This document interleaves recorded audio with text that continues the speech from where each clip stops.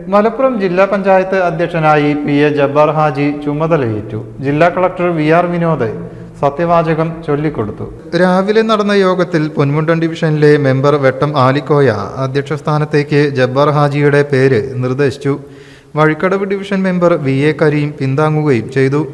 മറ്റൊരു സ്ഥാനാർത്ഥി ഇല്ലാത്തതിനാൽ പ്രസിഡന്റ് സ്ഥാനത്തേക്ക് ജബ്ബാർ ഹാജിയെ അംഗങ്ങൾ ചേർന്ന് തെരഞ്ഞെടുക്കുകയായിരുന്നു. പ്രസിഡന്റായി തിരഞ്ഞെടുക്കപ്പെട്ട മലപ്പുറം ജില്ലാ പഞ്ചായത്തിലെ പ്രസിഡന്റായി തിരഞ്ഞെടുക്കപ്പെട്ട പി.എ. ജബ്ബാർ ഹാജി എന്ന ഞാൻ നിയമാനുസരണം നടപ്പാക്കിയ ഇന്ത്യൻ ഭരണഘടനയോട് യഥാർത്ഥമായ വിശ്വാസവും കൂറും പുലർത്തുമെന്നും ഇന്ത്യയുടെ പരമാധികാരവും അഖണ്ഡതയും നിലനിർത്തുമെന്നും ഭയാശങ്ക കൂടാതെയും മമതയോ വിദ്വേഷമോ കൂടാതെയും ഞാൻ എൻ്റെ ഔദ്യോഗിക കൃത്യങ്ങൾ യഥാവിധിയായും വിശ്വസ്തയോടും എൻ്റെ പരമാവധി കഴിവ് പ്രയോജനപ്പെടുത്തിയും നിർവഹിക്കുമെന്ന് സർവശക്തനായ അള്ളാഹുവിൻ്റെ നാമത്തിൽ സത്യപ്രതിജ്ഞ ചെയ്യുന്നു. സത്യപ്രതിജ്ഞ ചെയ്ത ശേഷം അനുമോദന യോഗവും ചേർന്നു.